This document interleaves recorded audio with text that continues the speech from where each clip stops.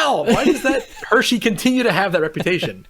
Those rides are so fucking hardcore. It's so weird. Cyrush rips your legs off. Fahrenheit's really badass. Storm Runner is super badass. But everybody feels like, oh, it's just family rides. It's like, no, it's extreme thrill rides. There's not a lot families can do together, actually. It's like, unless you're a thrill family. But not to get off on a rant there.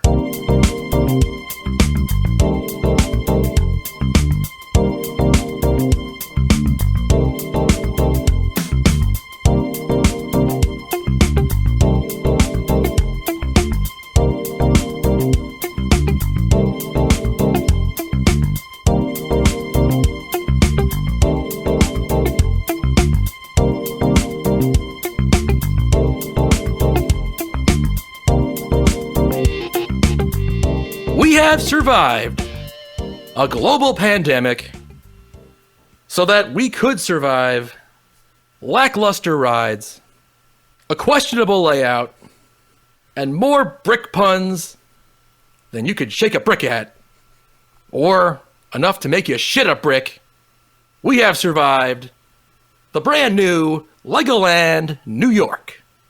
Welcome to Thanks for Riding, where today it's all about bricks. So, Brick May. It is all about Legos. I mean, it's called Legoland. They're really not kidding. It is about Legos. Lego my Lego. It's the third Legoland in this country. It is the third Legoland we've been to. And I don't know, but for whatever reason, this time, more than the other times, it really hit me just how much of an overreach this is, or just maybe that's not the right word exactly. I think it might be. It's just going so far. I understand that it is a beloved toy that has spanned generations at this point, but still, this is really taking it way further than it ever needed to go. It's like, I could see doing an amusement park with one land that's Legoland, and then there's 6 or 7 other lands in the park.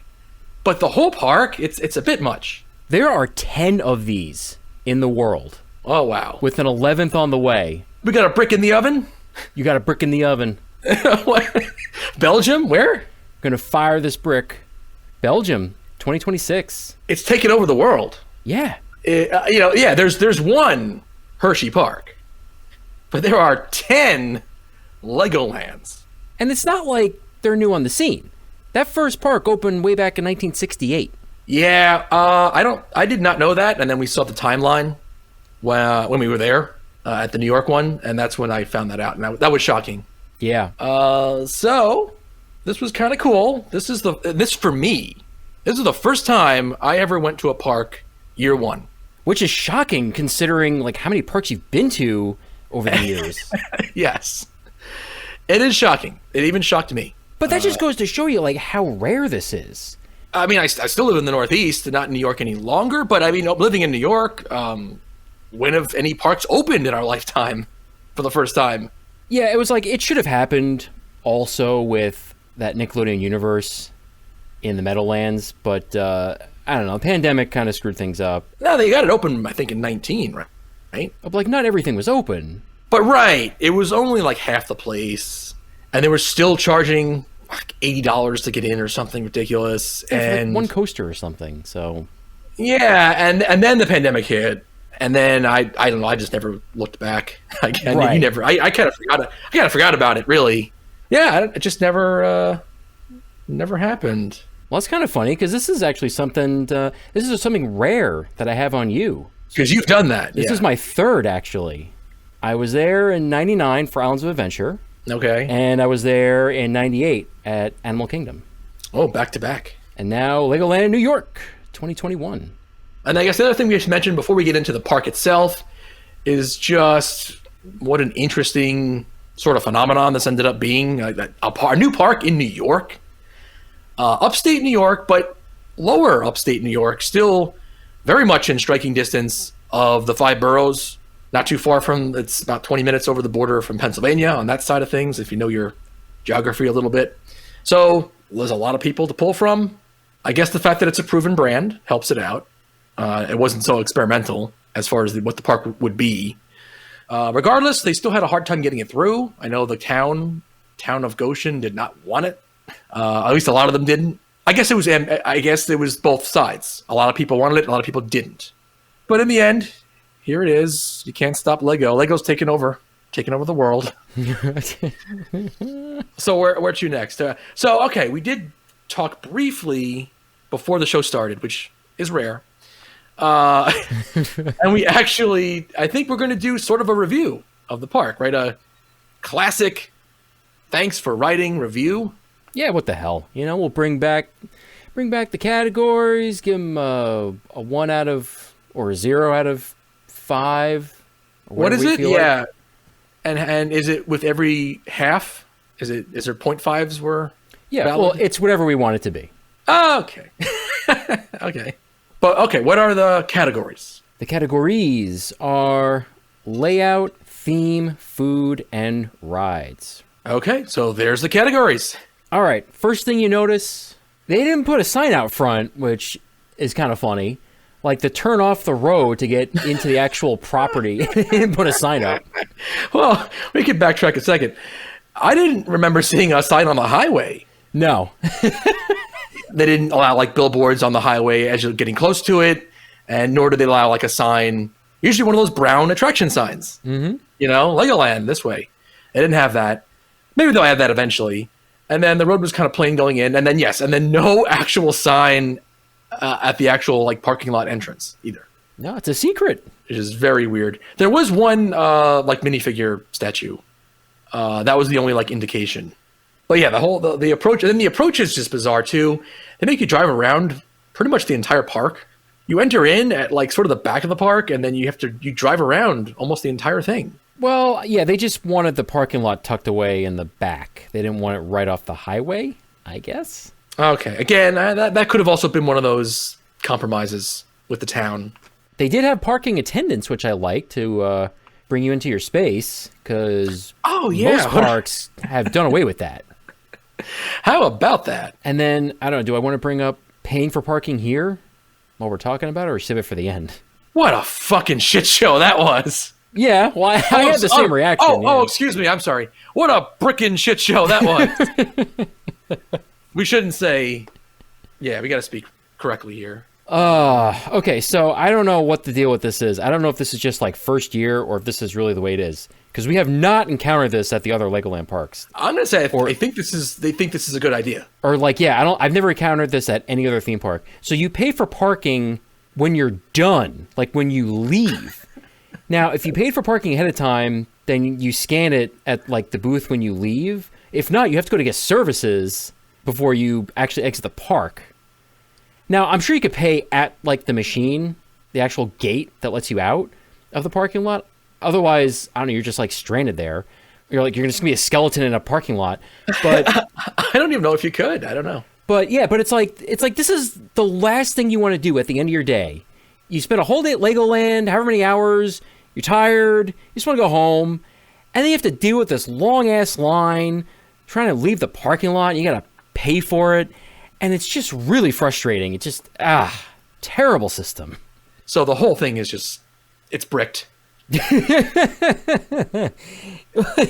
a good system. Not a good system. There's a reason why everyone does it the other way. Just, I don't know, they really thought they were coming up with something new that was great. And then we should also bring up the regular ticketing system was awful too. And that's bizarre. I don't know what is going on. Again, I don't know if this is actually the way it's going to be, or if they just didn't get toll booths, or not toll booths, turnstiles installed? In this case, turnstiles, yeah. Because there were none. You had to go to the window where normally you would pay for a ticket for that day. Like the ticket office, the box office of the park. You had to go to where you would normally buy a ticket for that day and have them scan it there, and then you walk into the park. So you don't actually pass a turnstile or anything. It's just weird. And felt strange. Yeah, considering the fact that we bought our tickets ahead of time, why do you have to go to the ticket window like I'm buying a ticket at the gate? But you're not really buying it, that's where they're going to scan it. And then by the time you're actually walking through the gate, that person really has no idea that you did the scanning beforehand. So almost just because of that fact, I kind of feel like it can't last that way. because No, it makes sneaking in kind of possible. Everybody is used to entering a theme park a certain way, and they're messing with that. And it's not a better system. They didn't come up with something better that every other park should implement. It's just it's worse. So they got to stop. Yeah, as far as those 2 points especially that we just covered, it just feels, I don't know, it felt like this park was built by people who have never built a park before. Exactly. But at the same time, they didn't bother researching other parks. Right, they didn't look at anybody else. It felt like this park was built in a vacuum. Kind of. Or like it's almost as if this was a country's first park where they had to come, where they're going to the drawing board and they have to come up with the systems for the first time ever. Like, oh, we've never had one in this country, so I don't know, how do you want to do it? How do people do parking? How do you have people get into the gate? I don't know, let's figure it out. Right? It felt like a weird, like going back to square one of, it's 2021, but we have to figure out how to do this stuff. Yeah, and this is going to be a recurring theme, I think, on this episode. Like, what happened here? Because there's a few oddities here. Yeah, because again, the other two Legolands in this country aren't like this. No.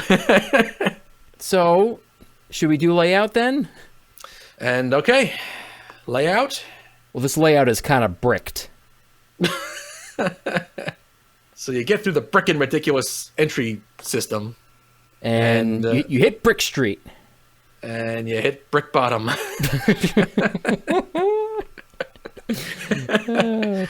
So the first land is called Brick Street. Brick Street. You would think that the streets are paved with bricks, but they're not. They didn't do that. It's just concrete. Yeah.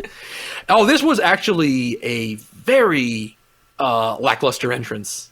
I think that was my other first comment when we first met up at the entrance, was like, wow, this is really not much. It's pretty small. It's very quaint. They did not go for a grand entry plaza or any kind of main street.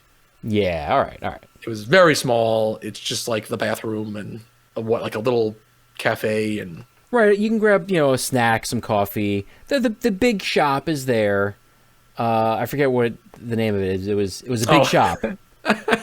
Yeah. Where's your big shop, your big merchandise place? Your big shop. Oh, there it is. It was some big shop in the front. Yeah. And something like that. Something like that. Sort of a restrained entry plaza. It's got what you need, but it's just not really grand or interesting. I guess carousel kind of comes up. They did the carousel in the front of the park. Mm-hmm. They did that all. So that's okay. They didn't try to reinvent the wheel there. They just kind of did that traditional thing. That's it, right? That's the only ride in Brick Street. That is the only official ride. The carousel called Brick Party. And it wasn't that good looking, especially it didn't have much of a light package, I think. Especially at night, it did not look good. It looked really cheap and small. Yeah. Or it just looked like a mall carousel. Yeah. Something that we see in this country, like just inside of a mall. And that's all. And then I guess the next land is Bricktopia. I don't know why that should have just been one land, really. Of course. You didn't need to have a Brick Street and then Bricktopia. No. I don't know. I guess the difference here is Brick Street is really your one-way in and out street.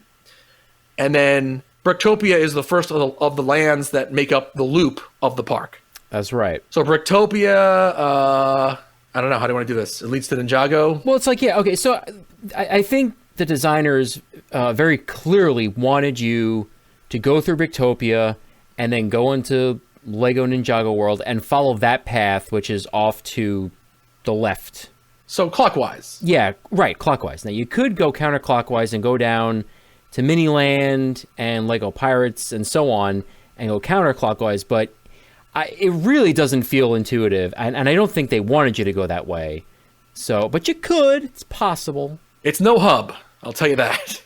No, not really. It's no hub. Well, it's not a hub. It's not hub and spoke. It's double loop design, but it's a really not great one.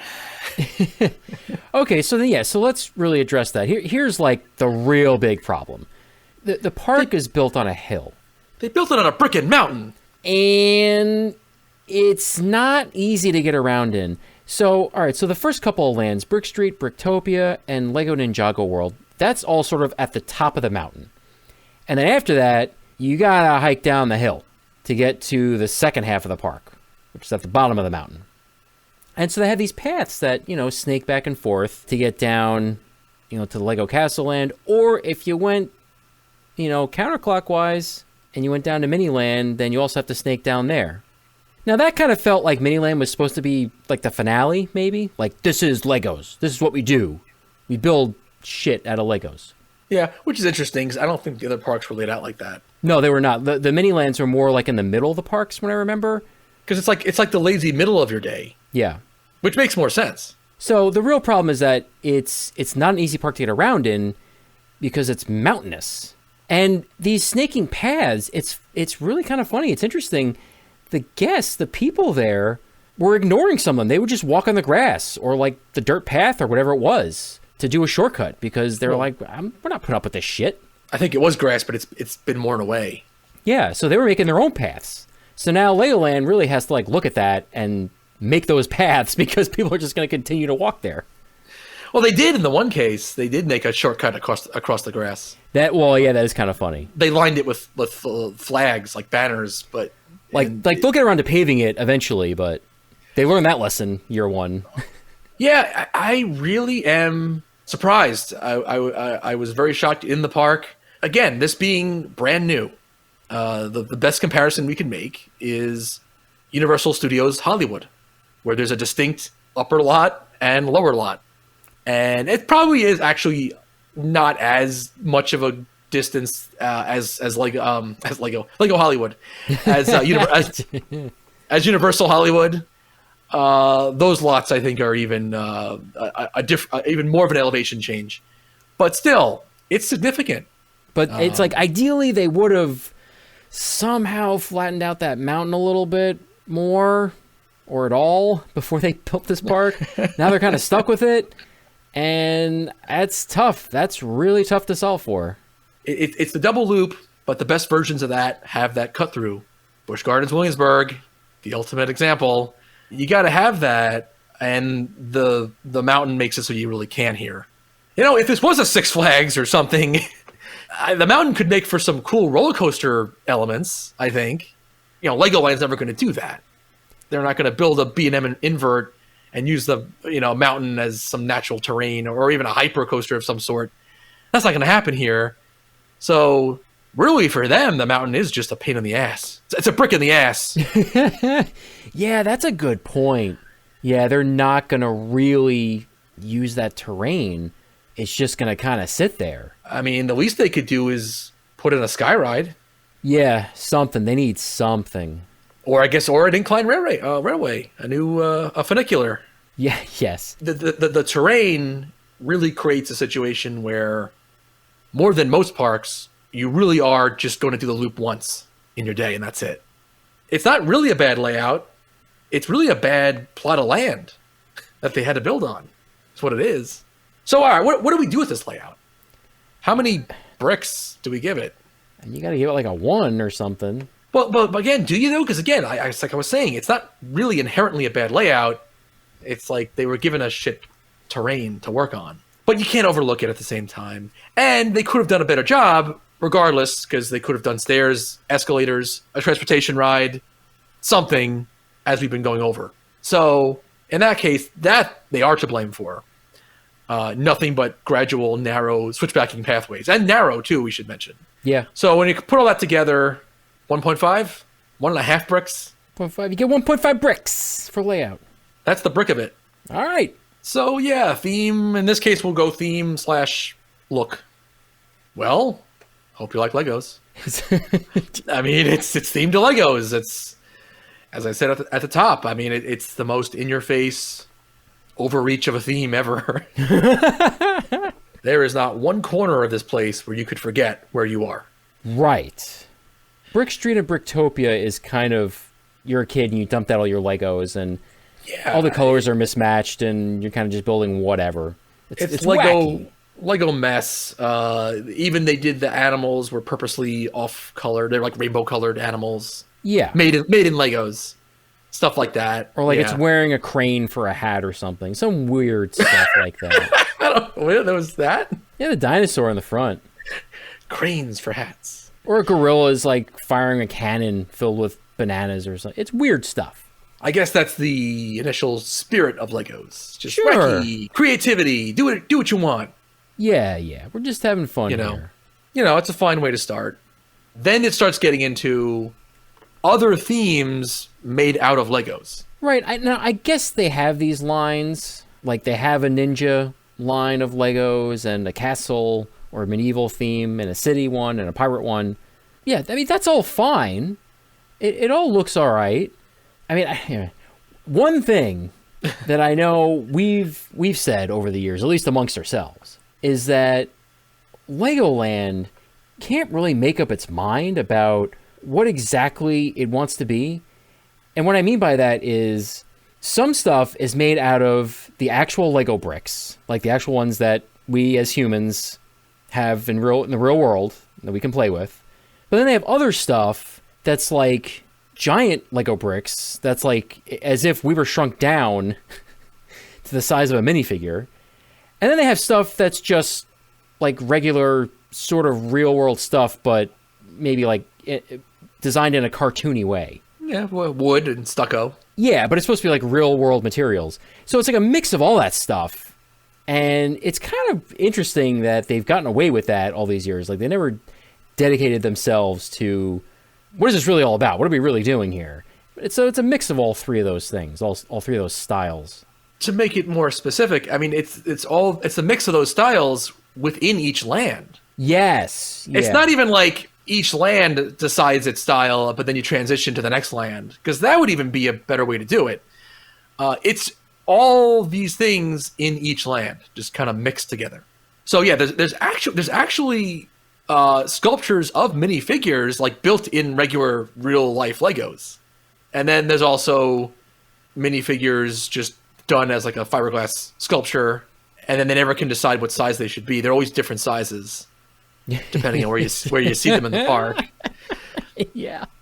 Like, it's just that alone. Like, they never decided on what the scale was. I don't know. I guess in the end, the living minifigure thing is what kind of gets them in trouble. They wanted those characters to be alive. It wasn't good enough to just be a fanciful land for humans that's made out of Legos, but it's made by humans for humans. That wasn't good enough. We had to have living characters. Like, is this just kind of like Toy Story? Is it like, there's just so many questions. You had to have figures that were like human-sized or human-sized-ish for the kids and everyone to interact with. It couldn't just be that like a group of humans made this whole place out of regular Lego bricks that we know as humans. I guess that's just, I don't know, maybe that's creepy in a way? It had to be more whimsical than that. It's not magical enough. I get what you're saying. Yeah. There's not enough magic in that. It doesn't work.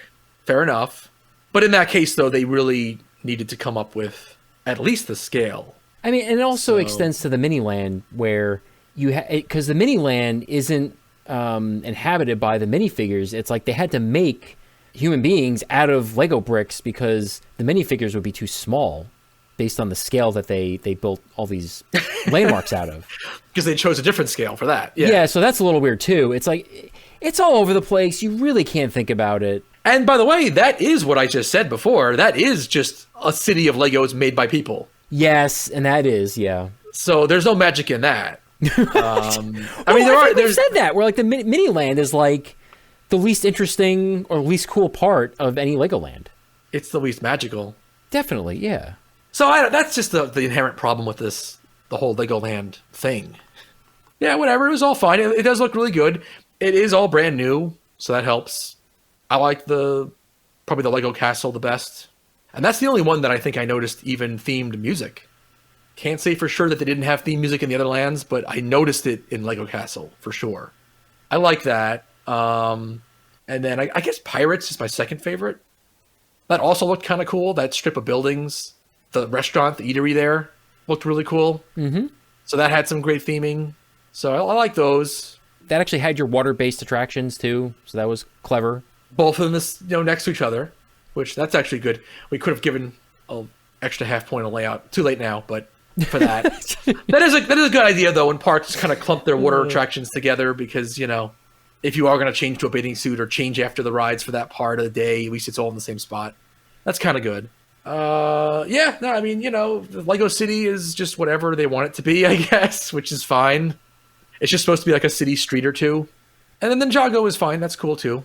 Sure. I think everything was themed pretty well. It's up to the same standard as the other parks.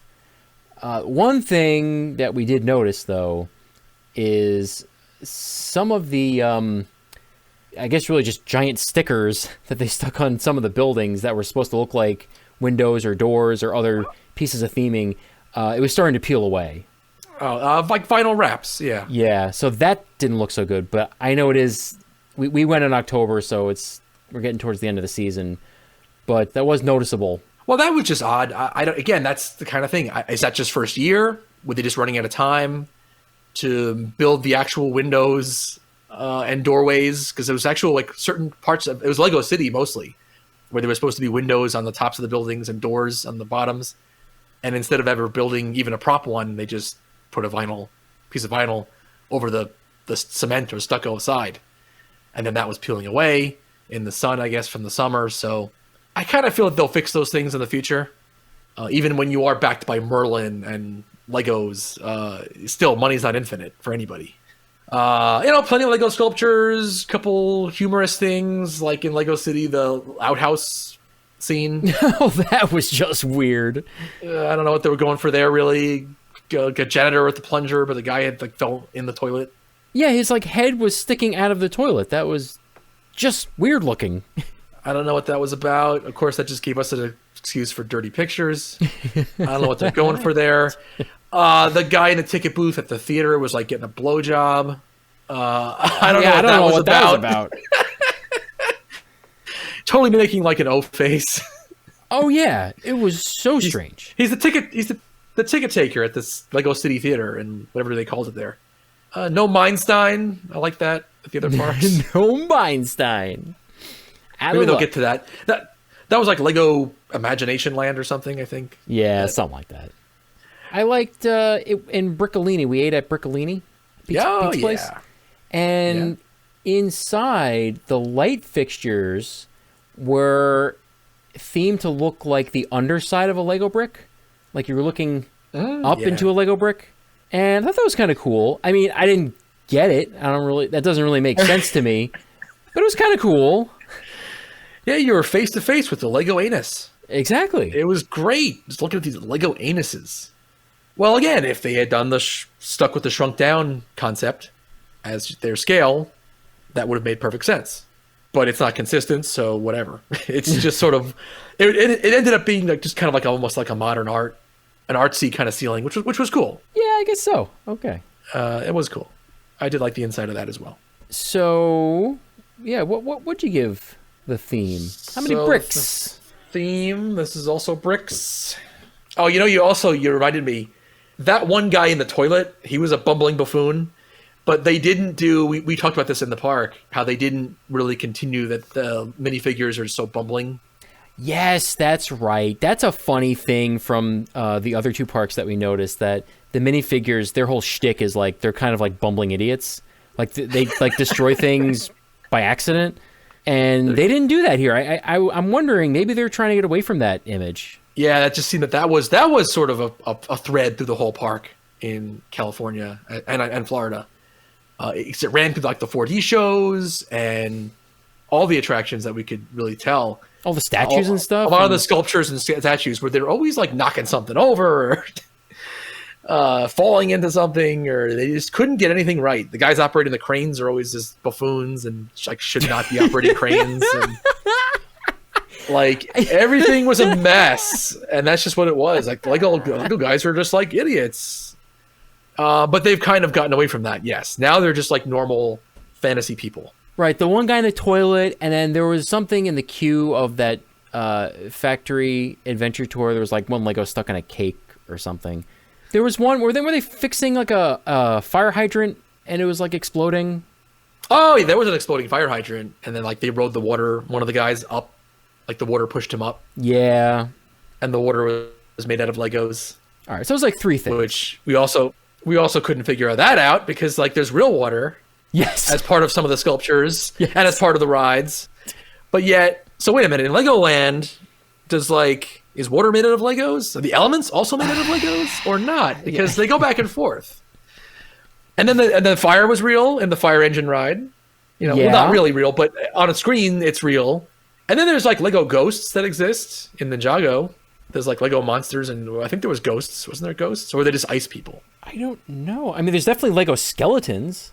You know that. Okay, Legos can be made out of. They have skeletons apparently. I- Oh, this is. I don't know. This is all over the place.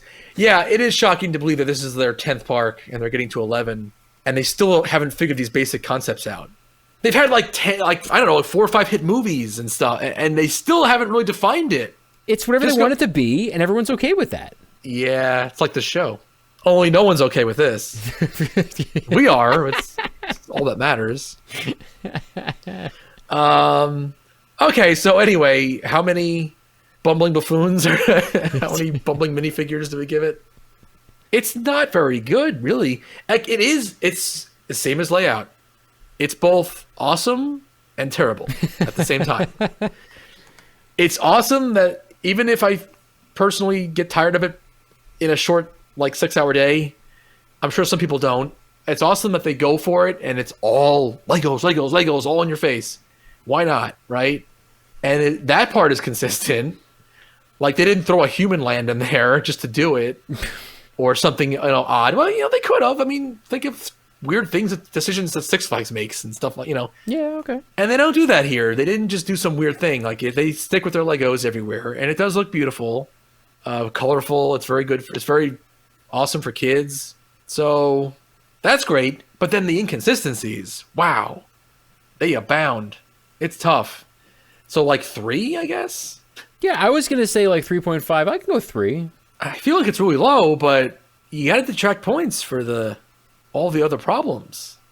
All right, what's next? Food. Okay, so in Legoland, is food made out of Legos, or I have to assume that because it pretty much is exclusively all real food. So yeah, I guess food in Legoland is real. There was that one sign, I think it's in Lego Castle, where they made a hamburger out of Legos, and that was like done for humor. Oh yeah, that's pretty hilarious to me because can you imagine if they did that? Not that they served the food out of Legos, but just that the sign with the picture of the food was made out of Legos. Like how maddening that would be to the public. Oh, just like park wide. Yeah. Every eatery. Yeah. Or it's like, the chicken sandwich, the salad, whatever it is, the fries. In the picture, like on the menu, it's all made out of Legos. And so no one can really get a good idea of what the hell they're getting.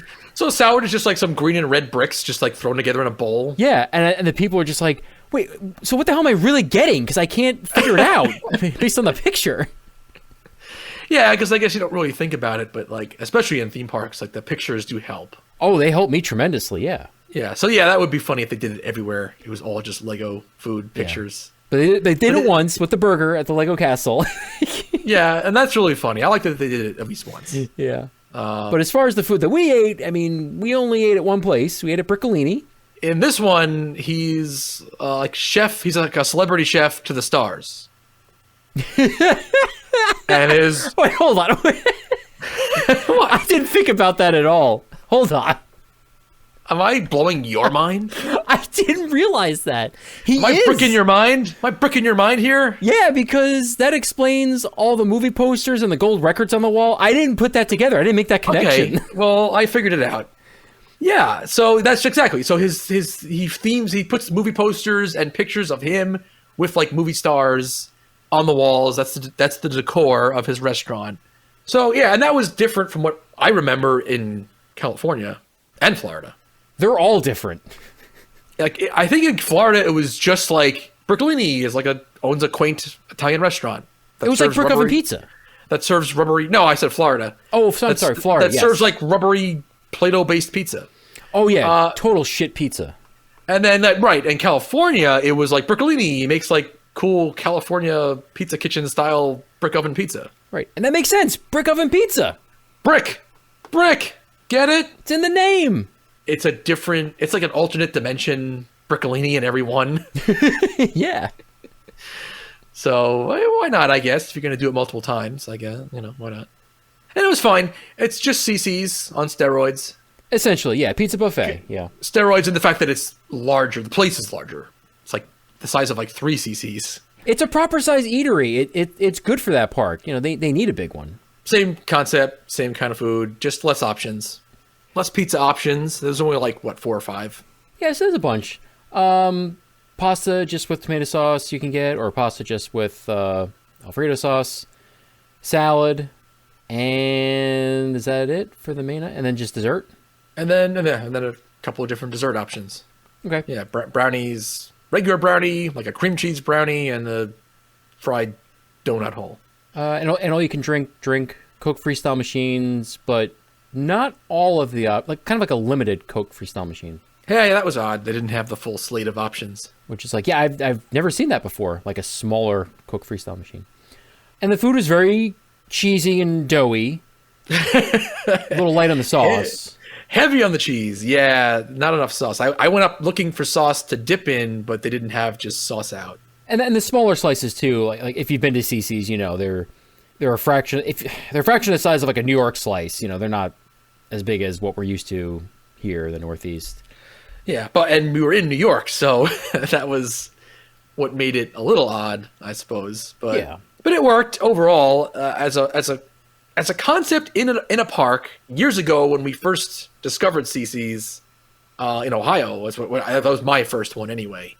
I remember saying to you that would be great for a park, and it's not actual CC's, but it's pretty good for park pizza. I thought it was actually really good for park pizza.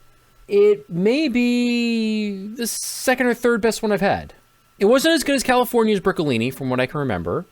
And it's not as good as Knoebel's Pizza, which you reminded me of. Also Adventureland, our very own Adventureland, our formerly very own Adventureland on Long Island, also has like real pizzeria pizza. And actually, I'm not sure if I like this as much as Universal Pizza. I forgot that they actually have pretty good pizza.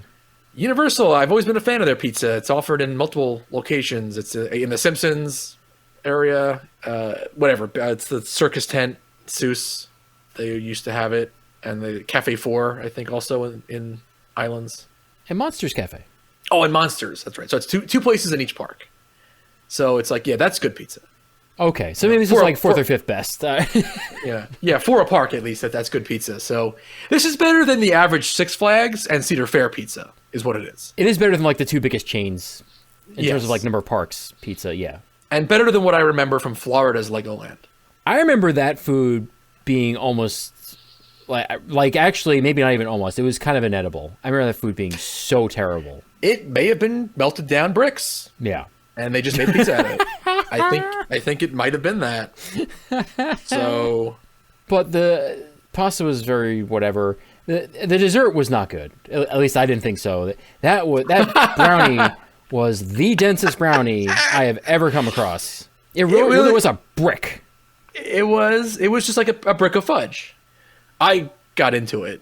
It was not what I would sell at my park, let's say, like not my favorite. But I could eat it because I am a big chocolate fiend and brownie fiend. So I was able to do it, but I did not finish any whole one. I think I just kept munching on them a little bit. And then the donut hole was like just fine. It's cool that you get dessert though too, for the price. I mean, you figure for a park they might screw you on that, make you buy the expensive funnel cake somewhere else, but they didn't do that. So it was, it was I think $25 for one. That includes everything, though. So you get your drink, your meal, and your dessert. So when you consider what parks charge for things, that's not a bad deal. No, it was a good deal because you could just really load up. And it's all you can eat. So, right, it could be your one meal of the entire day, which it was for us. Yeah. So that's what's cool about that. And they were running it special, at least this year. Maybe next year it'll be different. But I think for a family of 4... it was only $50. That's so it. For the price of the 2 adults, the 2 kids are essentially free there. And then again, like where in an amusement park can you feed an entire family of 4 all you can eat style for $50. Yeah, that's completely insane. I mean, That's crazy. what it amounts to is they give you 4 cups because the plates and everything else you just go up and get yourself when you're ready to eat the food. Yeah, and that was set up also odd where you walk in is not where the pay register is. You got to go to the right and over a little bit. So there is a little bit of a, if you're not the most honest individual, you could almost just eat there for free. Oh, totally. No, you If you could didn't- totally sneak in there when it's busy. Forget about it. Because like where the entrance is, yeah, you're just kind of walking in and then you're not you don't go right to a podium or a counter and you kind of have to pay to start. You can get past without any employee really noticing you, and then you're just kind of starting to eat. Right. And that wasn't the only way in and out. There was a side door too. And there was a side door, Then or you you could could- do one of those deals. You yeah. could pay for yourself and one of your kids, and then the wife and the other kid sneak in the back. Yeah. You could do that too. Like, it wasn't being watched that well. I wonder if they'll change that as they go ahead. Not that I saw anybody stealing anything, but I'm just saying it was possible. So that's the extent of our food there. We didn't eat anywhere else. We took a peek. The theming looks really good at some of the other restaurants, though. So we'll mention that. We kind of mentioned that with theme, actually. Although I don't know why the barbecue is a giant dragon. Because he's smoking. He breathes fire. You're walking inside the dragon. It's like you're eating in his belly. Oh, we're eating like his sloppy seconds. Yeah. He already ate it and chewed it up, and we're eating it. Yeah, and he smoked it up, and now it's All ours. right. Okay, so big googly-eyed dragon. That's kind of funny. With a chef hat on. Really silly. As far as variety, though, that is good. We had pizza buffet, which is awesome. They had your classic burgers and chicken strips and chicken sandwiches, of course. They also did have a barbecue place in the Bricktopia toward the front. And they also were serving some Asian in Ninjago. Mm-hmm. So they even went for the themed food to that land. And then actually the pirate restaurant, which was the coolest looking one, kind of had everything. Yeah, so that's kind of a bit of an insider tip. If I were to go back, I would definitely eat at the pirate restaurant. I can't remember the name of it. Because it was just... the theming was the coolest there. It was another big eatery like Briccolini that would hold a lot of people. But I think it had like the options from every restaurant. So if you wanted some barbecue, you could have it. If you wanted a burger, you could have it. If you wanted the Asian, you could have it. It's like, take your pick. Yeah, it was like the greatest hits at the end of the loop. Because if you go the way that they intend you to go clockwise, besides Miniland, it's the last major land. Yeah, I think it's Brickbeard. Oh, Brickbeard. That's right. I think of course. it's Brickbeard's something, or it might just be Brickbeard's. How could I Brickolinis and Brickbeard's. get Brickbeard? As far as completely unique thing, nothing was really completely unique. Their most unique stuff, though, we had looked up, or you kind of were the one who did it, I think, before we went. We were not able to do either one, though, mostly because of time and the lines were too long. We didn't really feel like we needed to. But it was a special color ice cream, a bright yellow ice cream. Well, it's like the ice cream wasn't really unique. It was just that their vanilla ice cream was like a deep yellow, like a Lego brick. But the yellow vanilla doesn't taste any different. It just is a very vibrant yellow color. And really, it seemed like the most unique food option that they had were these apple fries. So they were like battered and fried apple slices that we did want to try. But again, we just, like you said, ran out of time and the line was kind of long at that particular location. So it seems like that's the one thing that everybody wanted to try. I'm sure it tasted fine, but we'll never know. It's funny. This I want to rate kind of high. I mean, for Park Pizza and Park Brownies, it wasn't terrible. It was pretty good. A lot better than most regional parks. Like we mentioned, the two big players, Six Flags and Cedar Fair. It's better than the gruel they give you there. For the most part. With some exceptions. Cedar Fair is hit or miss, actually. But mostly Six Flags just still blows with food. Yeah, I want to give it at least a 3. 4? I give it 4. Why not? So we'll go 4? Yeah, all Yeah. right. Let's do it. Because I think that was not bad, really. But no, I mean, I wouldn't expect an entree, but a dessert maybe, like with some bricks made out of chocolate or something. I'm really surprised that they haven't done that yet. Like where it's actually looks like it is made out of Lego bricks, but it's a cupcake or something, you know? Like, why haven't they done that yet? Because it's too much for them. They're not going to go that far with it. They're not going to try that hard.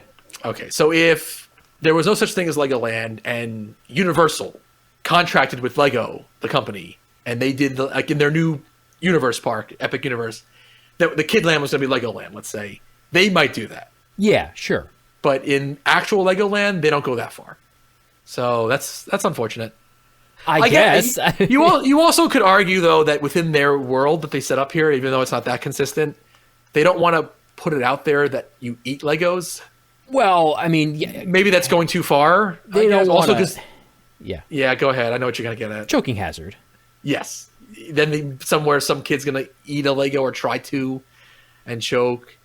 So they're going to try to get away from that. Like, all right, we can't have any Lego-shaped food. All right. Still seems like a missed opportunity to me. No, I agree, but at the same time, I get why they wouldn't want to take it to that level with the food. Well, whatever. We gave it a 4. So we'll stick with it. Yeah, can't go back now. Because overall, it's pretty good. But it is all human food. Just be warned. I don't know. I still don't know what minifigures eat, but you're not going to find out here. Maybe they do eat. Maybe they eat us. That's the big secret. As far as that's the big secret of Legos. The minifigures feed on the remains of humans. Soylent Brick. Ah, Soylent Frick. That's the place we're going to open in our Legoland. I want to make Legoland for adults. Okay.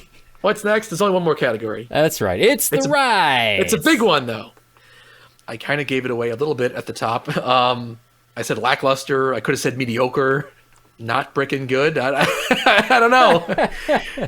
And that's sort of the taste that was left in my mouth when I left. I think there were a couple of bright spots in there, but overall, right? Just sort of. Yeah, overall, not that good. Actually, the first thing you encounter is the Brick Party carousel.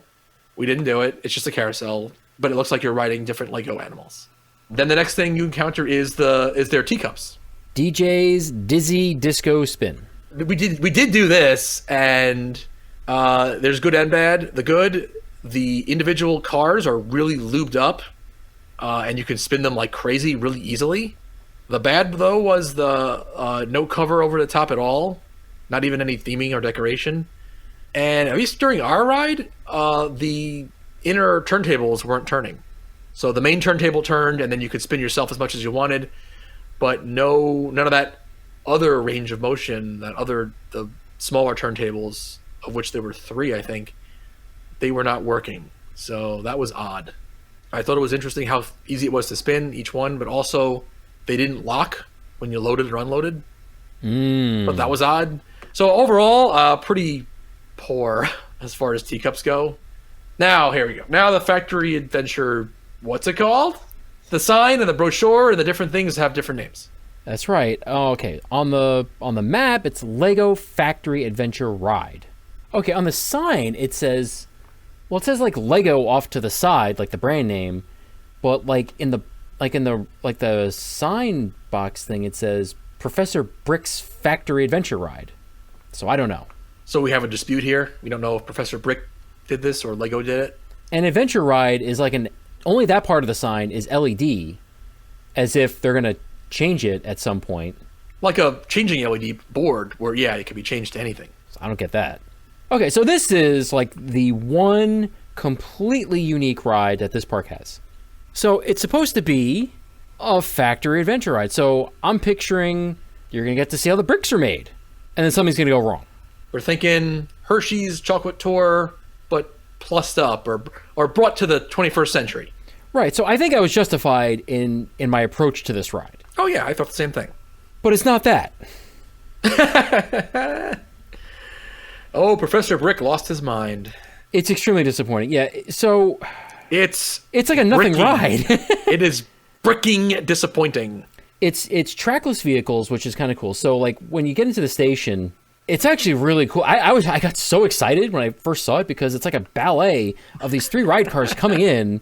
Like they come in backwards, and then it's like they parallel park into where you need to load into like the loading platform, and it was really cool. It's the coolest thing since the energy. Ellen's Energy Adventure. Yeah. Universe of Energy, really. I did that on purpose. But that was, I always called like a ballet of how those vehicles moved through the different parts. And this is definitely the coolest thing since that. I was excited because they had this cool trackless vehicle thing coming in. They were moving all different directions and doing their own thing. And you even get to see the very beginning of the ride, which is actually not that good, but at the same time, it gets you excited if you haven't been on it. Because we should say, you don't see it the whole time you're sitting waiting to load, but there's doors, but then the doors open up, and then you get to see as the people ahead of you go in. Okay, but then when you're actually on the ride... That's where the magic ends. Yeah, exactly. It's more exciting off-ride than it is on-ride. You get on the ride, and then you get in that first room, and it's just some guy in an accent. I guess that's Professor Brick. Telling I think you, so, in a bad German accent. Yeah, telling you... I don't even know what. I can't even really hear him because the volume is too low, and he has the accent. The first thing that I can hear is you go to the end of that first room, and it's like... I guess we should have said spoilers, by the way, for all this stuff, but it's not good. Don't worry about it. And you're supposed to like wake up a dragon because the dragon melts the plastic to make into Lego bricks? Well, this was the point that I got deflated right away. Oh, completely. Me too. I didn't know about the length of it yet or where it was going, but this is where you understand that, this isn't a real tour of how they make Legos. This is like goofy cartoon shit. Oh, so it's just like, there's a dragon and he breathes fire and that's what melts the plastic down that's then molded into the bricks. So it's just fantasy land over here, which I guess, for the kids, I guess that's kind of okay, but I don't know. Why wouldn't you make anything in this park for adults? I mean, like, have something, because you could have the ride go into Fantasyland later, but like at least show some part of how they really make them so that the adults could get something out of it. Well, I think part of the reason why they can't really do that is because I don't think there's anything to the process. It's like you're injecting liquid plastic into a mold. That's it. What is there to show or say? Plastic with different pigments just goes into molds and it's dried. That's it. But the first room could have still been that. I still stand by that. And in that first room, it's not even like that dragon is an animatronic or anything. It's just a projection on the wall. And you even pointed out to me, too, how, like, they have, like, baskets, like, that are supposed to be moving through the factory overhead. Kind of like in Star Tours, so they have that stuff. But none of it is moving, and there's other, like, Lego figures that are in there, like an elephant and a giraffe. But, like, none of it is moving or animated in any way. It's just static figures. Yep. It's terrible. That room could not have been any more lifeless. Yeah. And then they didn't go real fire, of course. Oh, no, no real fire. Like, there could have been a small fire jet to be the dragon's fire, but they didn't even bother with that. They may have had a little heat lamp there. I can't even remember. It is a little heat, you feel, but it's lame. So, and we can actually go through this room by room. I don't know if we really need to, but like the ride is so short, we actually it's short could do enough. that. We could just take a couple more minutes. We should also say though, that trackless vehicles, they do have a little bit of motion. It's like Spider-Man Jr. Well, that is by far the most impressive thing about the ride. That's the only impressive thing about the ride. The technology behind it, yeah. It's like if you could take this and make the next Spider-Man, that would be incredible. All right. So after that room with the dragon where they melt the bricks, next room is then they shrink you down because you're going to become a minifigure. And that is really the core concept behind the ride, is they're going to turn you, human being, into a Lego minifigure. So it's really a bait and switch. Oh, completely. Because the factory tour is one room, and even in that one room, even in the fantasy version of how they make Legos, they don't actually tell you exactly how they do it. They don't get past how they melt sheets of plastic down to start the process. And then that's it. They couldn't come up with a fantasy way of how they're molded or any other part of the process. It's just, now we're going to turn you into something. We're tricking you. Yeah, that's total bullshit. Yeah, so anyway, that shrinking room is all screens. Yes, it is all screens. So that's like a screen part. You stop and you go through a screen thing. Actually, most of the rest of the rides at that point is screens. Right, then you see yourself as a minifigure, but it's just like generic. It's just picked by a computer. Like, it doesn't match up with you. One of the times I was bald.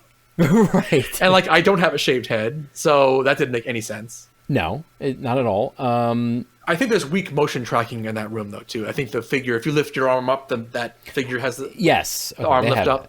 So they have that. But okay, and then you go into like where they save the most money because it's literally just a black painted room. Yep, just with one screen on the wall. Yeah, because it's supposed to be in a box, so they didn't have to really do anything in the room. Right. The vehicle moves a little bit as if somebody's, walking around with you in a box. Yeah, the screen goes black because it's like the box top is closed.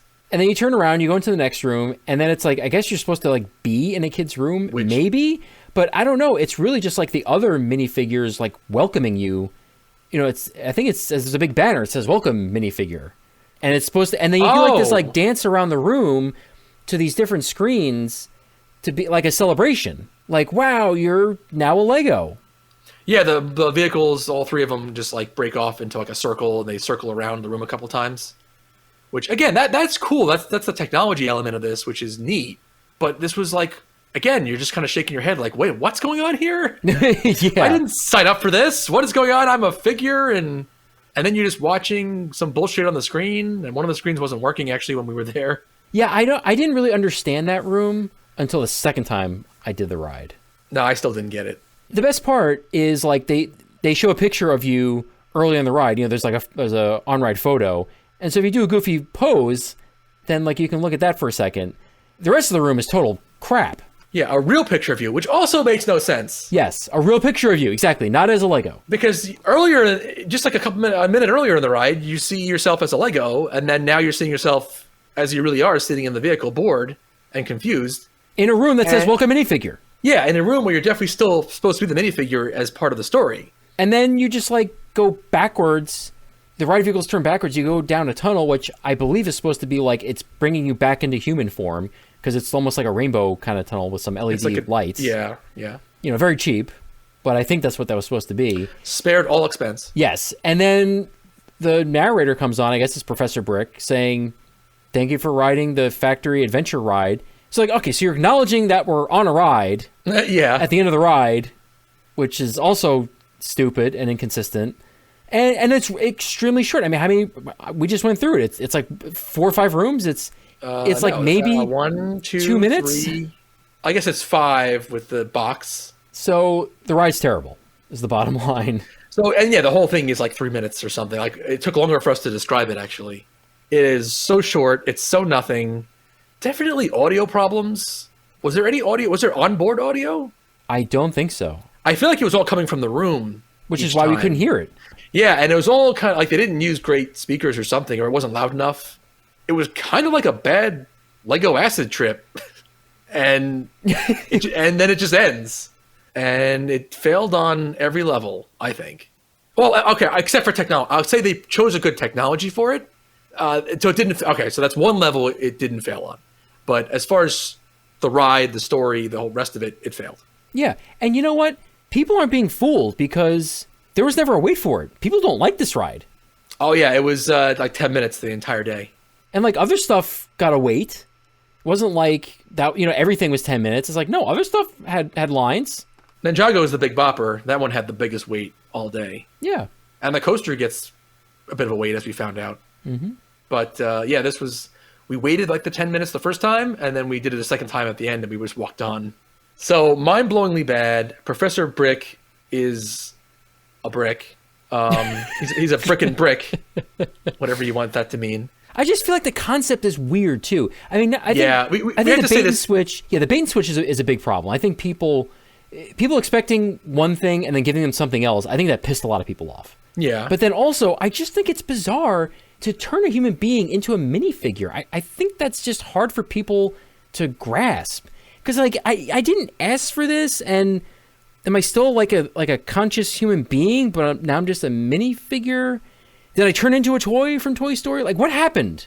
Am I Pinocchio in reverse or something? What's going on? There is sort of a weird, like evil or dark undertone to the whole thing. Yeah. Yeah. Because it's sort of like, is that what minifigures really are? And we're finally finding out. It's just transformed people. Are they really just people? And that's why they're like quasi alive, but yet you don't have the same quality of life you did before, or if you're a kid, you can't go back to your family. Like that's really dark and scary and creepy. Because not only do they turn us into that, it's not like they shrunk us down just so that we could see parts of the factory, let's say, or parts of the manufacturing process. It's they shrunk us down and they sell us. They package us into a box, and then we get sold and taken to a child's room that has now bought us. So this is really creepy. This is really bricked up. Oh, this is so bricked up. It's the dark side of Legos. Yeah. They didn't think this through. I said it. I'll go through it really quickly. I said what it should have been is this the classic. I know it's not like original idea by me or anything, but you take a tour of the factory. You get through the first couple rooms. Then something goes wrong. There's like a villain that they have to create, an anti-brick, a round guy or something.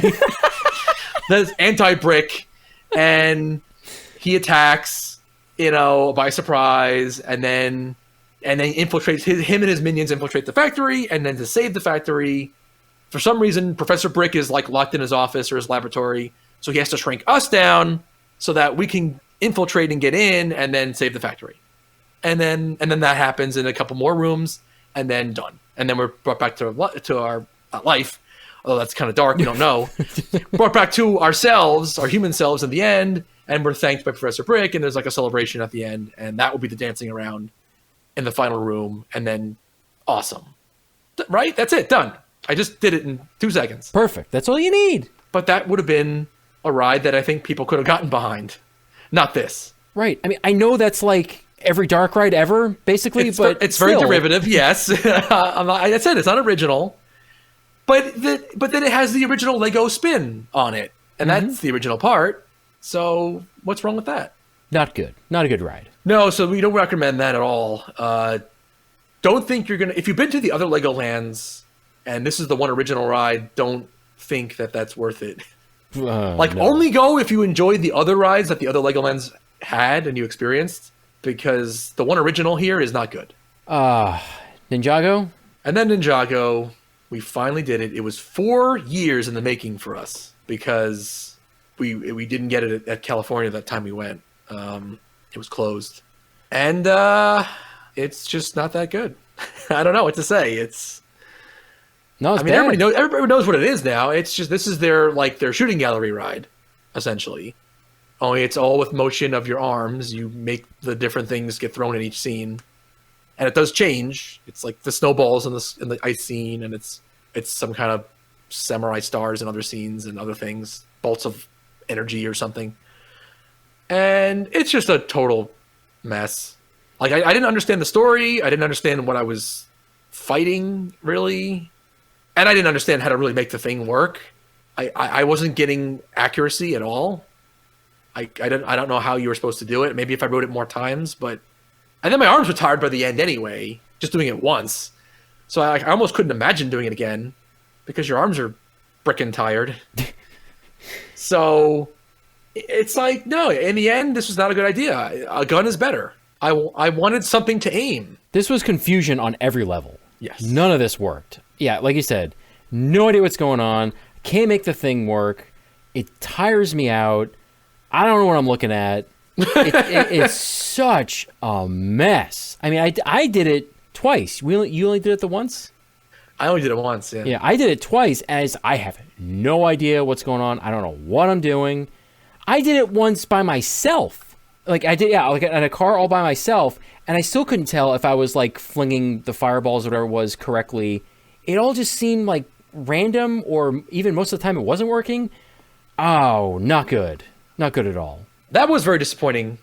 I still say the factory tour was more disappointing, but this was disappointing because I was excited about this going back 4 years ago. Yeah. So I think I can sort of understand a little bit, at least, why this got a line, like a consistently longer line throughout the day. At least it's a proper ride length, unlike the factory tour. Okay. Yeah, it was. And I think it is fun for kids, just like wave their arms. Even if they don't really know what they're doing, I guess that's just more fun for them. They're doing something. Yeah, you almost have to not really know. Yeah, you have to be a kid, I guess, to enjoy it. And I understand this is a kid park, and we're going as adults, and so maybe we shouldn't expect so much. But this is another one of those rides that this should have been fun for adults and kids together. Of course! This should have been that original Disney formula, because it doesn't excuse the fact that the motion didn't really work, or that it was confusing. I didn't get the signs in the queue where it's like, don't go side to side, because I guess you'd go into your neighbor's, the path of where their sensor is for their arms. But then there was another sign later that was like, to aim left to right, move your arm left to right. Yeah. So I didn't get it. Like, they contradicted themselves, and even in the instructions. And it's like, if they didn't have it figured out, then how do I know?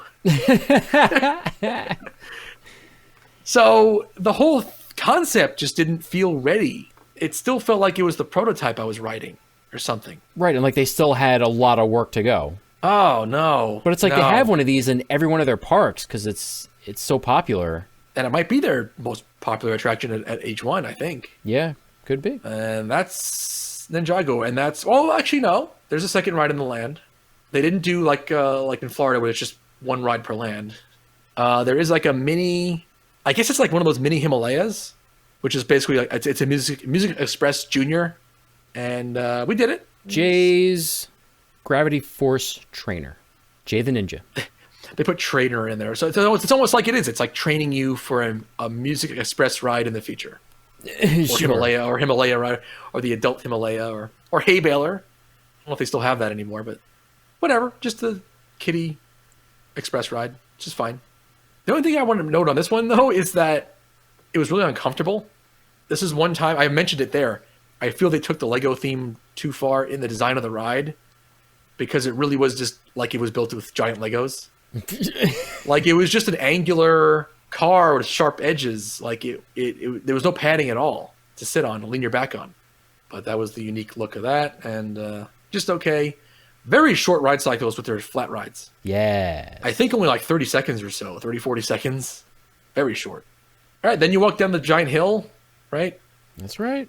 And I guess the next thing you encounter is the dragon. Well, yeah, the next thing that we did anyway, and they had some other stuff, and who cares? What do you mean? Well, they had the Merlin thing, and they had the really tiny coaster. Oh, in the land? Yeah, the Merlin flat ride looked like it could be neat.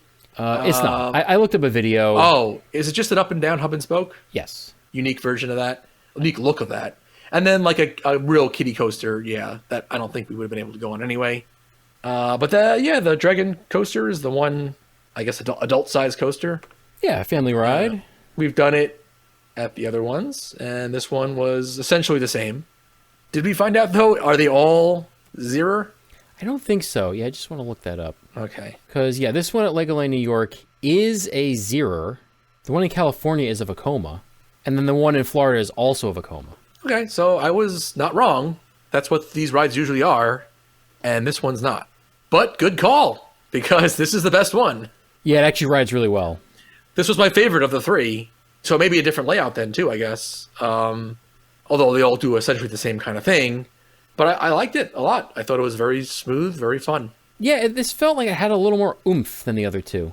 A little more bite. It did feel kind of almost like an adult ride. Yeah. Like, again, like a mine train kind of ride, but still, not just for kids. This was by far the best ride in the park. Definitely. Yeah, if it wasn't for the layout, this might have been the final ride, the one duplicate for me. Right, if it wasn't for the park layout, yeah. Yeah, but instead it was just Factory Tour because that was the only thing I was going to walk back to Yeah. at that point. But I would have liked to have taken a second spin on it because it was a lot of fun. It is a little Verbolten-like in the way it rides. That other odd zero that we didn't know what to expect before we did it. You said it. It's like the dark ride portion of Verbolten outside. It kind of feels like that. And it could be, for all I know. Yeah, it might even be that same layout. Yeah, it's kind of cool though. Just like the others, it's got the little dark ride part in the beginning. I couldn't tell you if it was the same scenes or not because it's all just a blur. Of I feel like they were, but it's like, yeah, unless I watch a video of all three back to back to back, which I'm not going to do, then who knows? Exactly, that's the caveat, which I'm not going to do. It's not worth it. Right. It's really bad. That's where I brought up how like they don't do animatronics at all. All they do is like they're either totally static or it's just the one movement, like the one arm raises or the head turns. Mm-hmm. That is kind of weak. And it just seems like they're never going to graduate to actual animatronics because with this Factory Tour ride, they had, one of these types of figures in the queue where just like the head moves, the arm moves. So it's like, this is their latest creation. And so if they're not going to do it for this, I guess they're just never going to do it. Yeah, that was Professor Brick. Sure. Doesn't move a lot. So whatever, the dark ride part's just kind of whatever. I'm glad they have it. This was kind of a personal story, but we didn't get to enjoy it for us because we had a bit of a New York moment, I guess you could say. Oh, did we? There was some New York attitude coming out on that train. You had one guy, I think they were actually in the front, who had his phone out and he was trying to film the ride, I guess. Well, Or I think he was film just him. taking pictures. I think he was just taking selfies. Or if him and his kid on the ride kind of thing. Yeah, whatever. Yeah, maybe that's what it was. But, that's a no-no, and for good reason on roller coasters especially. And so the guy operating the ride had to make the announcement to put your phone away. But then, of course, we had our very own superhero apparently on the train who was going to take it into his own hands. I think he was right in front of us, actually. He was. Yeah. Where a dad with his kid, he had to start just yelling at the top of his lungs to the guy further up in the train, "Put the phone away!"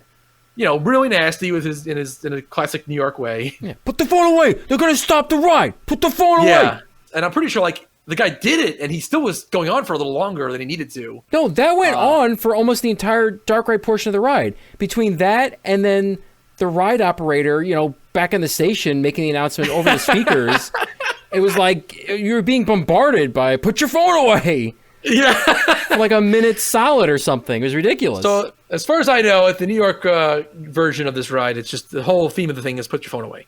And yeah, and the person who had their phone out, I mean, I just don't know if they were oblivious to them being yelled at, or if they just didn't give a brick. Yeah, because you don't know. It's that New York attitude. You can't go to a New York park with even the New York, like the junior New York park. You're not going to get away without seeing a little bit of that. That's right. And then, there's only really one more thing to talk about with the rides, right? For Yeah, us. because I mean, you go into Lego City and there's all that stuff for the kids that I don't think we can even do it even if we wanted to, like the traffic school and the firefighter thing. The boat thing was closed. Like a little motorboat cruise thing was closed. You can see the whole layout though, which was kind of bad.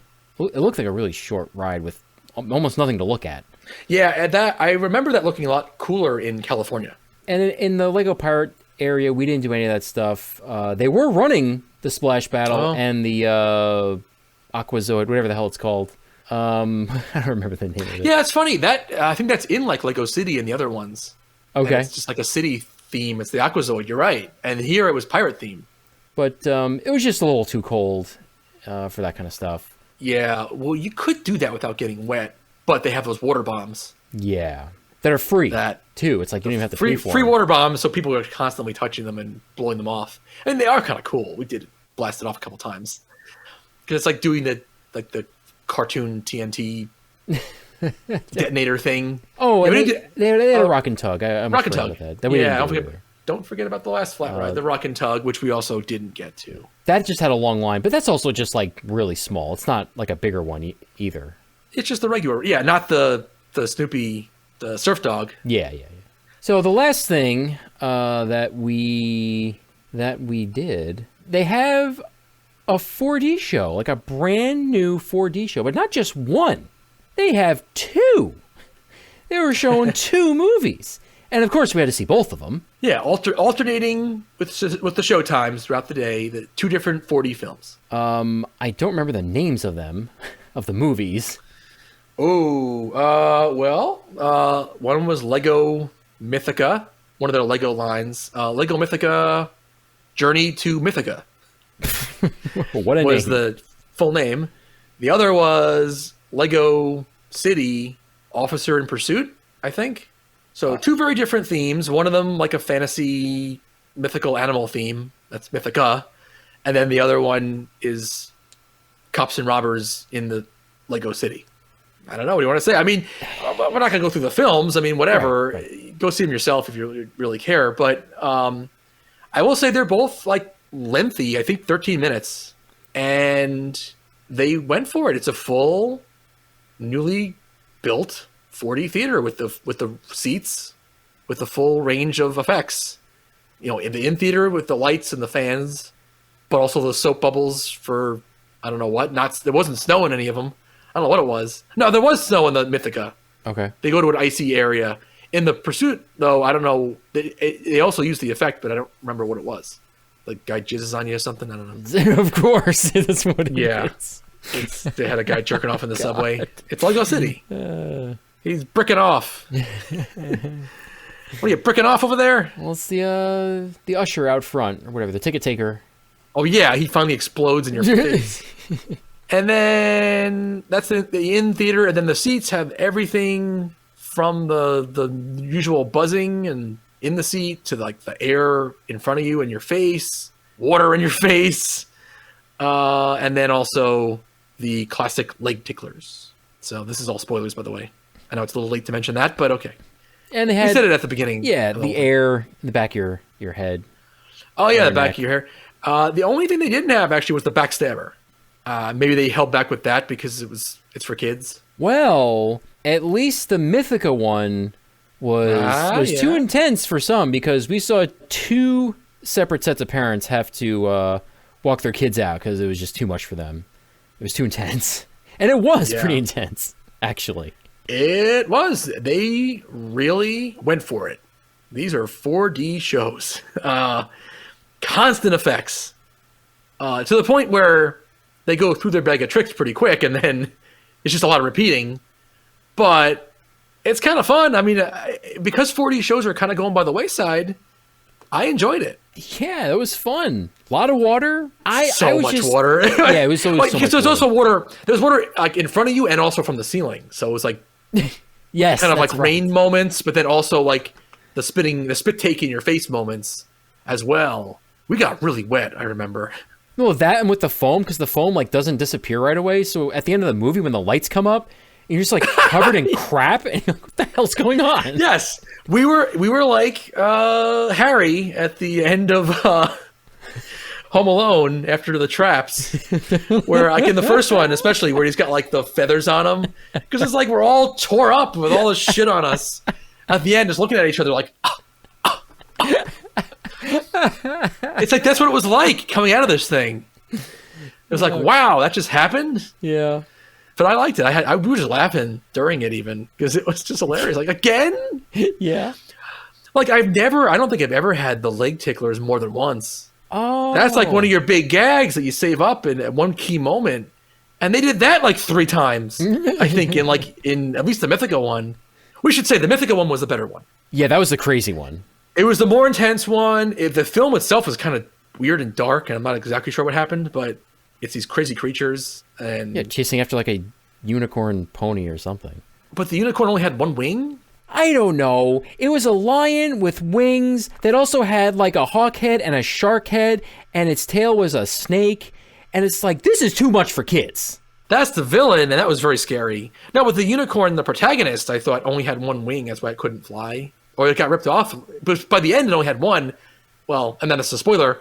The good guy, or the bad guy becomes good in the end, and he decides to give one of his wings to the unicorn. So then it has like one feathery angel wing and one like evil bat wing. But it can fly. That movie was pretty out there. And there's even more insanity that ensues. It's not just that, but this is like where it goes. So if you're going to go, definitely check out the 4D shows. If you're going to go and you're an adult, yeah, this is like the one thing that they didn't do Junior. Yes, yeah. They went balls to the wall, balls to the 4D wall, bricks to the wall, you might say. Brick balls to the brick walls. Yeah, they did it at this one. It's intense. When kids have to go out crying, you know they did something right because it should be that creepy. Yeah, all right. So if we were just ranking the 4D show, it gets a good ranking. Yeah, well, but what do you want to do overall? Oh, and then I guess we should Miniland. We covered it in theme. As far as like an attraction, though, there are at least meant to be multiple interactive moments within it, and not just buttons that you'd push to make movement within the model, but like one thing is like the marching band parade where you actually stomp your feet back and forth, left and right to make it march, like with plates on the ground. There's something with the baseball game, I think, in the Yankee Stadium that they did where you're going to swing the bat or something. But most of that stuff wasn't working. Like it hadn't been finished yet. Miniland is still under construction, so they got to finish that up. And the last thing to mention on that, should have been mentioned in the theme, but for whatever reason, it's like 70% New York. All of Miniland, I'm saying, the entire thing. Yeah, it's like usually in each park they do something a little unique. I think depending on the area that they're in, that the park is in. So for this one, they did do the 5 boroughs of New York City. They also did Goshen, but it did seem like, that was like 75% of Miniland. Yeah, like they went too far, I think, with it, where it was almost the entire thing. There wasn't enough variety, and after a while, it's like, well, why are you showing me what I'm in? You know, kind of where I am. You know, like you should show the people some of the more exotic lands elsewhere in the world. But it was surprisingly one-dimensional. All right, and then that's the park. So what are we ranking the rides on? How many disappointing rides? I don't know. I want to give it like a 2 maybe. Ooh, really? That bad? Well, it's like it came down to 2 rides. It came down to Dragon and the 4D show. Everything else was not very good at all. The flat rides aren't very good, and the dark rides aren't very good. Oh, and as far as pacing, we got to say this. You're meant to go clockwise. So therefore, you do the 2 dark ride adventures back to back, give or take the couple flats. Yeah. And then you'd be done with that for the entire rest of the day. And then your 2 roller coasters would be back to back. And then you'd get 40 shows, and then all your water rides would be at the end of the day. Yeah. So that is not a good flow.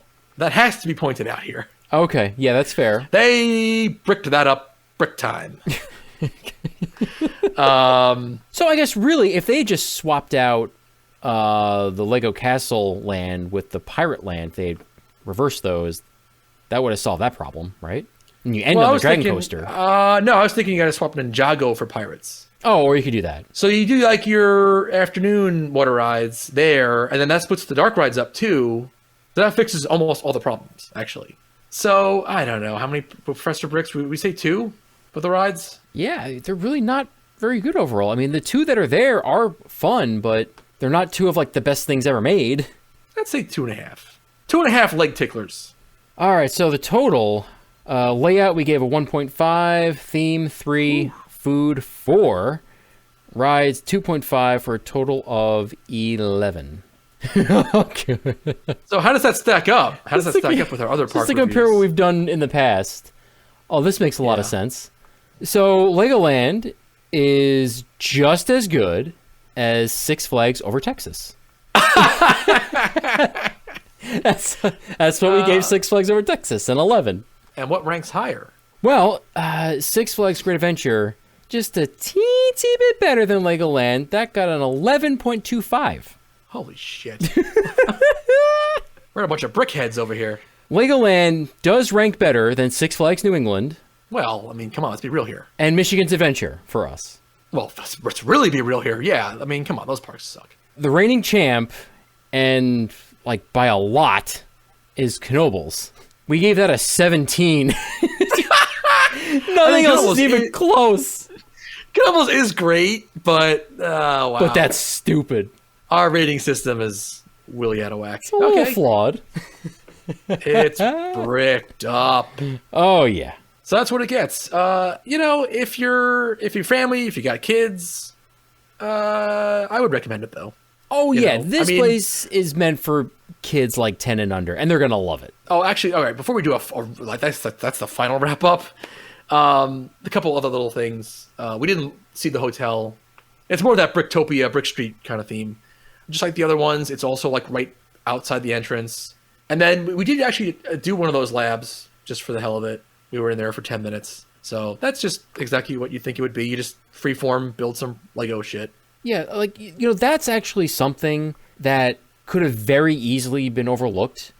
But I'm really glad that like Lego or Legoland has those things in their parks, because not just there, but like also in some of the queues, they have like an area where like kids can like build Legos while the adults wait, and they can kind of like pick them up, you know, more towards when they get closer to the actual station. You could very easily overlook an actual building station where you actually build stuff with Legos. And that's what the whole thing is. That's the whole brand is. And no, I'm glad they actually have like a dedicated building with a whole room where you can just go and build stuff with Legos. That's nice. And I'm glad we did it here. Like we didn't get out without touching a real Lego brick. And actually building something with it. But that's cool. Yeah, I built a little, I don't know what, a little dirigible of some sort. Yeah. What'd you build? It's like a little car, little van. So that's fun that something everybody can enjoy. And then we did check out the big shop. Just like you, I'm blanking on the name. I really can't remember what it was called, but yeah, that big shop at the exit / entrance. We did that. I know we normally don't talk gift shops. I just want to mention the fact that it is odd to me that 75 to 80% of what they sell there is just Lego sets. And then only a quarter or so is actual park merchandise that you would normally get in a park gift shop. It's worse than that. It's like any Legoland branded merchandise, like a shirt or whatever, it's all for little kids. Like if you're an adult and you want something, they had like 2 things for you, and like that was it. I thought that was kind of weird too. Yeah, because I mean the kids cannot go by themselves. I don't think I have to say that, or I shouldn't have to say that, but just like you should make attractions that would appeal to the adults, to ride with the kids, like that classic Disney formula. You should also have a few shirts that are adult sizes. Yeah, you might want to think that through. Because, like, they're going to go and they're going to enjoy it and they're going to wear the shirt, and that might happen. So that's interesting. That was my point there. I just want to mention that the park definitely feels unfinished. They're missing a lot of fencing. They had a lot of temporary, not fencing, but like what's like the temporary that you can kind of pull out? Temporary queue things. I'm sure those have a name. Yeah, with the black straps that you pull out from a pole. It's like car seatbelts. Yeah, it's like they had a lot of that set up in places. Although oddly, oh yeah, no, that you're not selling that enough. Actually, I forgot. All the flat rides, or at least the 2 that we did, the DJ's spin. Oh, that's right. Jay's trainer. They didn't have any speed rail permanently installed. It was all those temporary movie theater, queue markers, and that's all they had. The entire queue was made up of that. So that was like weird and unfinished and temporary, yeah. But also just fencing, just to indicate boundaries of like walkways and stuff. Like a lot of that was missing, and around like Miniland and stuff. So they need to fill in some stuff. I'm sure they're gonna modify some walkways or add some new ones because there's definitely issues there. And I'm sure the trees and stuff will grow in because you could definitely see the show buildings. Well, a lot of the time. Oh, well, that was egregious. No, the side of Ninjago that is completely exposed to the path that leads to the Lego Castle land. Yeah. And there was only like 3 trees planted, but even if they were full size, it wouldn't be enough. No, that was awful. And that was another one of those things that I don't remember it being that like that at the other Legolands. They totally gave up on that one. Like there was definitely a whole bunch of Lego sculptures made out of actual Legos, but there definitely needed to be more. At the other parks, or at least the California one, there were a lot more. So, but I'm sure they'll fill those in. They'll put them in over time. And then even some of the rides, or it could have been all the rides. I don't even really remember. I just remember specifically on the Factory Adventure ride and Dragon, even the speed rail that they did put in, it was like clunky and strange. It wasn't embedded into the concrete path. Instead, they had like this, like the square base, which is bolted to the concrete. So you had like a million trip points, and it just looked like crap and like really sloppy. I don't know what that was all about. There was a bunch of weird, sloppy stuff like that going on that hopefully they'll clean up in years to come. Another one of those elements of like it's like someone's first park or a country's first park, and they didn't know how to. But there was a better way. They did have some sort of upcharge, skip the line thing. We didn't use it. Yeah, we should note that. I didn't see anybody using it, actually. But it seems like they're doing all right, at least the day that we went. Because like I said, there were a good number of people there.